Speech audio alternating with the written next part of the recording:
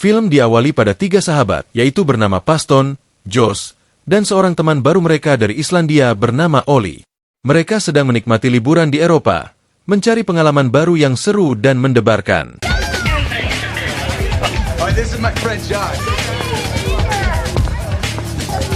Setelah seharian berkeliling, mereka pulang larut malam dan mendapati bahwa mereka tidak diizinkan masuk ke hotel tempat mereka menginap. Saat itu, seorang pemuda bernama Alex dengan baik hati mengundang mereka masuk ke kamarnya. Thanks, bro. It's no problem.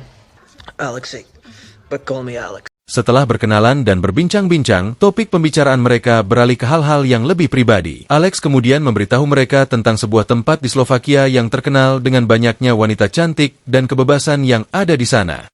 Alex bahkan menunjukkan foto-foto sebagai bukti. Ia mengatakan bahwa di Slovakia, aturan sangat longgar dan petugas hukum jarang terlihat. Wanita-wanita di sana juga sangat tertarik dengan pria asing, terutama yang berasal dari Amerika.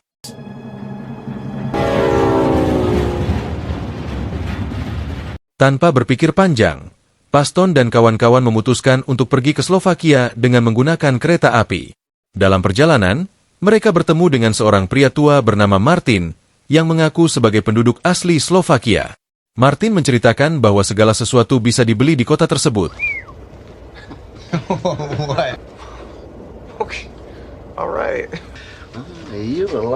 Membuat Paston dan kawan-kawan semakin bersemangat. Namun, ketika Martin tiba-tiba menyentuh paha Josh dengan maksud yang tidak jelas, Josh dan teman-temannya merasa risih dan meminta Martin untuk pindah dari kursi mereka. Excuse me.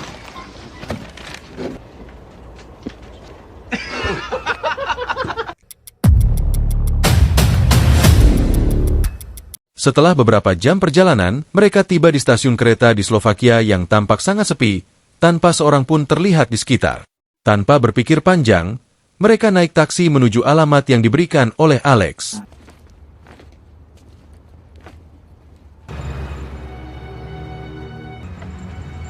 We can visit some factories.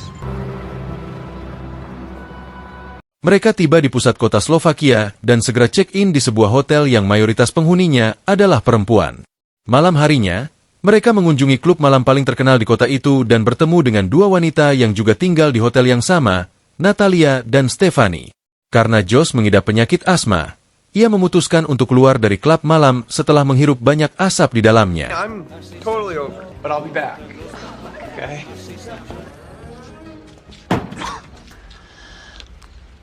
Saat itulah sekelompok anak kecil muncul dengan penuh semangat, membawa pemukul kecil yang mereka rencanakan untuk memalak Josh. Tiba-tiba, Pak Martin datang dengan sigap dan memberikan mereka uang sambil tersenyum ramah. Dia kemudian menjelaskan kepada Josh bahwa di Slovakia, anak-anak kecil bisa menjadi cukup berbahaya jika tidak diperlakukan dengan baik. Josh dengan cepat mengambil sejumlah permen dari sakunya, memberikannya kepada anak-anak itu yang dengan senang hati menerimanya dan pergi dengan gembira.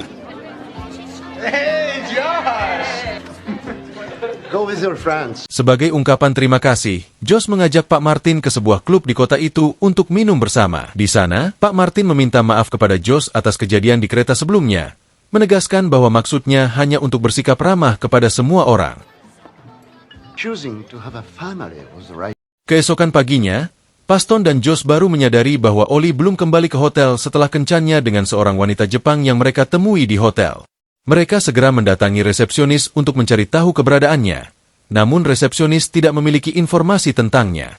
Akhirnya, seorang wanita Jepang bernama Kana datang dengan sebuah foto Ollie bersama sahabat Jepangnya, dan sebuah pesan singkat yang mengindikasikan bahwa Ollie sedang melakukan perjalanan bersama teman kencannya yang baru. Your friend? That doesn't make any sense. Ollie doesn't even like Asian girls. I mean, no offense. Saat berjalan-jalan di kota Slovakia, Paston dan Josh kembali membicarakan keanehan Ollie yang biasanya selalu berbagi rencananya dengan mereka. Anak-anak dari sebelumnya muncul lagi. Namun kali ini Josh dengan cepat memberikan mereka permen karet milik Paston untuk mencegah masalah terjadi. Hey, Ollie. Sambil mengamati sekitar, Paston dan Josh melihat jaket yang biasa dipakai oleh Ollie dan mereka memutuskan untuk mengikuti orang yang mengenakannya. Mereka berakhir di sebuah museum penyiksaan yang terkenal di kota itu, hanya untuk mengetahui bahwa orang yang mereka kejar tidaklah Ollie, melainkan seseorang yang klaim bahwa jaket itu adalah miliknya sebelum pergi dengan cepat tanpa penjelasan lebih lanjut. Paston dan Josh pun kembali ke hotel dengan Kana yang masih menunggu kemunculan sahabat dekatnya yang sama-sama hilang. Tak lama, muncullah Natalie dan Stephanie mengajak mereka berdua pergi ke nightclub biasa. Awalnya, Josh menolak ajakan tersebut karena masih khawatir dengan Oli yang tak kunjung kembali. Namun setelah Paston menjelaskan bahwa setiap pria punya jalannya masing-masing dan rencananya masing-masing, Josh pun akhirnya ikut pergi ke nightclub tersebut. Tidak seperti malam sebelumnya, kali ini mereka benar-benar sangat mabuk padahal hanya menghabiskan 3 botol saja.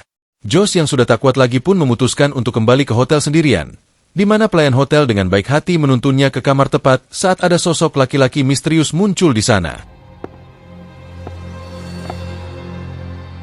Paston sendiri terlihat masih berada di nightclub bersama dengan Natalie dan Stephanie yang tampak sibuk sendiri berbincang dengan bahasa mereka. Sama seperti Josh, Paston pun mulai merasa pusing dan seakan mabuk berat sehingga ia memutuskan pergi ke toilet sampai tak sengaja tertidur pulas.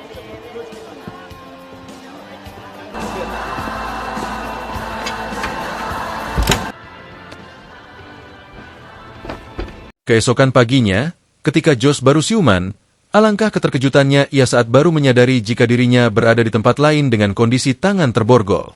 Itu adalah ulahnya Pak Martin yang memiliki aura berbeda dengan sebelumnya. Tampak seperti seorang psikopat dengan banyak sekali alat-alat perkakas yang pastinya akan digunakan untuk menyiksa. Entah apa yang sudah Josh perbuat sampai-sampai Pak Martin nekat melakukan semua ini. Apakah Pak Martin melakukan semuanya sendiri atau adakah yang membantu? Dan bagaimana beliau bisa luasa punya akses masuk ke dalam hotel? Entahlah. Yang pasti, saat ini nyawa Josh sedang benar-benar terancam. Terlebih lagi ketika Pak Martin mulai menyayat tendon kakinya yang membuat Josh mustahil bisa lari keluar.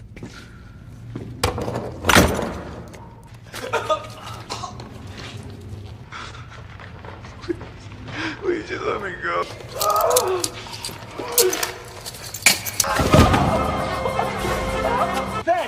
I'm the one paying them. Kembali ke Paston yang baru bangun di toilet klub dengan kepala yang masih pusing, ia pun berjalan kembali ke hotel. Setibanya di sana, sang resepsionis menyampaikan bahwa Josh sudah check out tadi pagi-pagi sekali tanpa menitipkan pesan apapun. Bahkan ransel milik Paston pun dititipkan di sana, sehingga itu membuat Paston semakin kebingungan dengan apa yang sebenarnya sedang terjadi. I'm sorry, dude.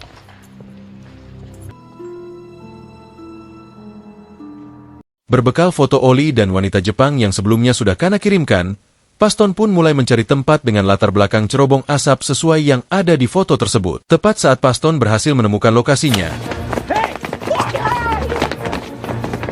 tiba-tiba anak-anak Badung itu pun mencuri ponselnya tanpa Paston bisa mendapatkannya kembali, sehingga ia pun langsung mendatangi kantor polisi setempat untuk melaporkan kejadian tersebut. We have his picture. If we see him or his picked up or something happen. Setelah tidak mendapatkan bantuan apapun dari bapak polisi cuek itu, Paston pun mulai berkeliling sudut kota berharap bisa menemukan kedua temannya.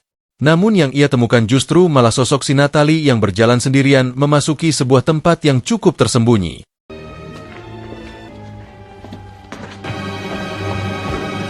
Ternyata tempat itu hanyalah sebuah kafe kecil yang biasa dikunjungi oleh warga lokal sekitar. Saat Paston sudah bertemu dengan Natalie, ia langsung menanyakan apapun yang berkaitan dengan kedua temannya. Braxton, come, have a drink.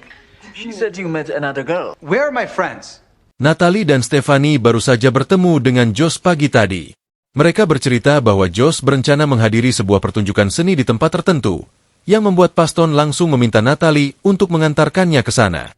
Okay, so can we go? Saat dalam perjalanan, Paston melihat Natalie berbicara dan berperilaku dengan cara yang sangat berbeda dari pertemuan sebelumnya. Natalie menawarkan Paston permen karet dari plastik besar, tapi Paston menolaknya. Too bad for you. Beberapa saat kemudian, mereka tiba di pabrik bekas yang dikonversi menjadi tempat pameran seni. Meskipun terlihat tidak terlalu meyakinkan, tempat itu dipenuhi oleh orang-orang berpengaruh, termasuk seorang pria Jepang yang tampaknya memiliki pengaruh besar di negaranya. Setelah berkeliling, Paston bertanya kepada pria Jepang tersebut tentang suasana di dalam, dan dia memperingatkan.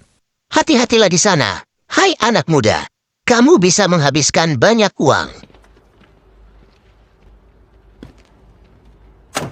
Natalie membawa Paston masuk tanpa harus membayar tiket karena penjaga memberi mereka akses gratis. Meskipun bangunan terlihat tidak terawat dan tidak terlalu mungkin untuk menjadi lokasi pameran seni, Paston tetap mengikuti Natalie.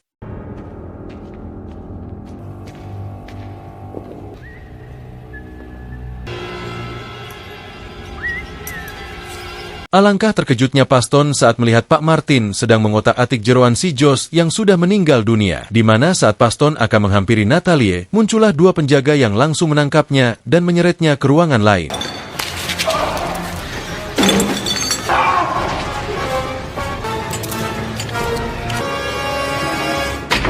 Disinilah Paston sekarang terikat di dalam sebuah ruangan, persis seperti yang dialami oleh Josh. Di mana seorang pria tak memakai masker pun terlihat tak sabar ingin menyiksa Paston. Bahkan beberapa kali sempat mengacung-acungkan benda tajam untuk membuat Paston ketakutan. Dalam momen seperti ini, para korban selalu saja menangis dan menunjukkan ketakutannya, sehingga membuat si penjahat akan semakin senang. Hal itu mungkin sangat wajar terjadi, karena kita sendiri pun akan mungkin melakukan hal yang sama saat berada dalam posisi seperti itu. Tapi setidaknya, cobalah untuk tetap tegar tanpa perlu menangis dan terlihat lemah, sehingga mungkin penjahat pun akan bertanya-tanya dan segan untuk menyakitinya.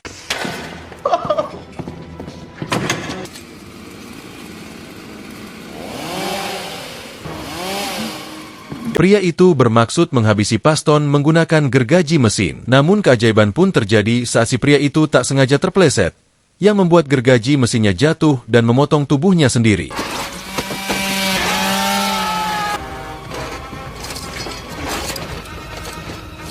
Untuk mengelabui penjaga, Paston pura-pura kembali ke posisinya sehingga saat si penjaga masuk, Paston langsung mengambil pistol milik si pria dan menggunakan topeng ala psikopat. Paston pun keluar dari ruangan tersebut tepat saat tiga penjaga datang, sehingga ia pun dengan cepat masuk ruangan lain yang merupakan tempat disimpannya mayat-mayat yang baru dieksekusi.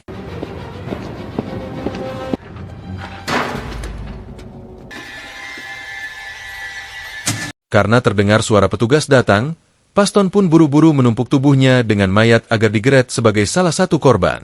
Setibanya di ruang kremasi tempat dilenyapkannya semua barang bukti, Paston pun tak sengaja melihat sosok si Josh yang sudah dalam kondisi tak bernyawa. Ketika emosinya mulai naik dan adrenalinnya mulai terpacu, Paston memberanikan diri untuk mengambil sebuah palu dan menghantam kepala si petugas sampai ia maut saat itu juga. Dengan cepat, Paston pun masuk ke dalam lift dan nyaris ketahuan ketika seorang penjaga tidak keburu ikut masuk. Saat Paston sudah sampai di lantai pusat, ia pun bergegas masuk ke dalam ruangan ganti tepat saat sosok kepala polisi setempat yang ternyata ikut terlibat, sehingga bisa disimpulkan bahwa Paston benar-benar harus survive sendirian untuk bisa pergi dari kota ini.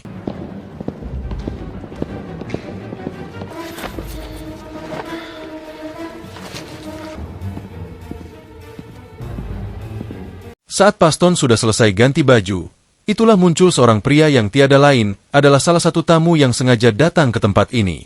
Melalui pria itu pulalah akhirnya terungkap bahwa tempat ini dikelola oleh semacam organisasi rahasia yang menyediakan jasa pelampiasan hawa nafsu.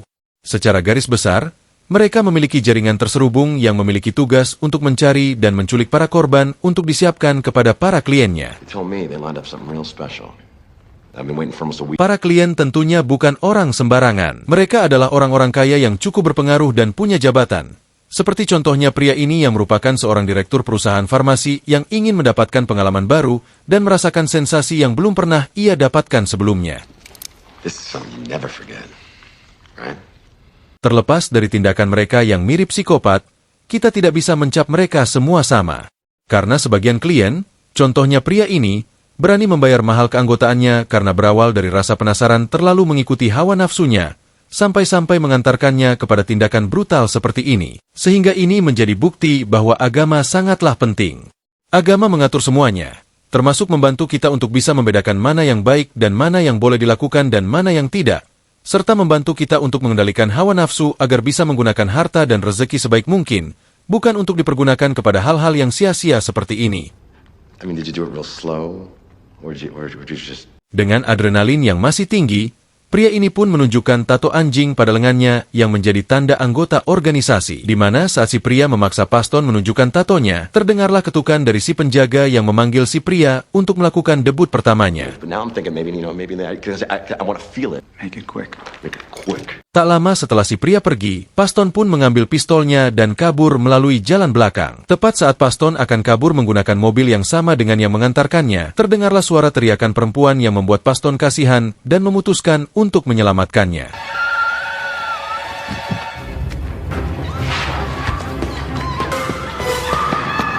Tiba di dalam, ternyata itu adalah si pria yang sedang menyakiti seorang wanita Jepang yang tiada lain adalah Kana, sehingga Paston pun langsung menembak pria itu dan membawa Kana keluar dari tempat tersebut.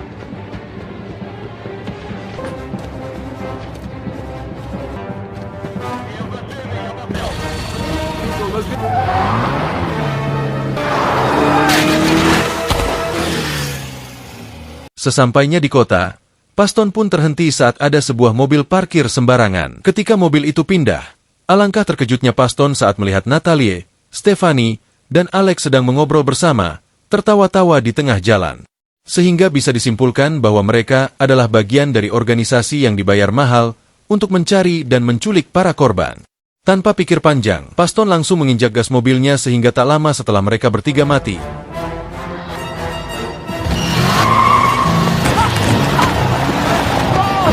Paston pun lagi-lagi terhenti ketika anak-anak Badung itu muncul lagi dan sengaja memblokir jalan. Di mana Paston langsung memberikan satu kantong penuh permen karet, sehingga ketika dua utusan organisasi datang, anak-anak itu pun langsung melakukan tugasnya dengan menghajar mereka berdua secara keroyokan. Tiba di jalan raya, Paston kembali harus memutar otak setelah para polisi ditugaskan untuk merazia setiap pengendara yang lewat. Karena tidak punya peluang untuk bisa lolos, Paston dan Kana pun keluar dari mobil untuk kabur melalui jalur perhutanan.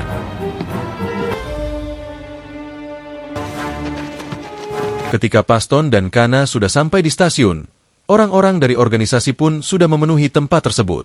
Kana yang melihat wajahnya sudah rusak akibat ulah si pria pun merasa sudah tidak punya harapan untuk melanjutkan hidup. Yang alhasil ia pun memutuskan untuk melompat ke arah kereta yang sedang melaju kencang.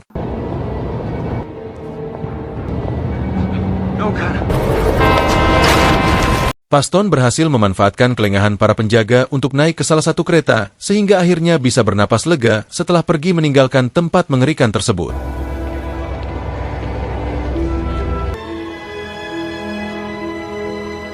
Tak lama, Paston pun mendengar suara Pak Martin yang menelepon dari kursi belakang, dan sekarang ia sudah tahu bahwa siapapun yang punya tato anjing pada lengannya adalah anggota organisasi. Sehingga demi membalaskan kematian dua sahabatnya, Paston pun memutuskan untuk menculik putri Pak Martin tepat saat ia pergi ke toilet. Dan film pun selesai. Okelah itu saja alur cerita film yang saya bawakan, mohon maaf jika ada yang salah dalam penyampaian. Sekian dari Semporna, see next video, bye-bye.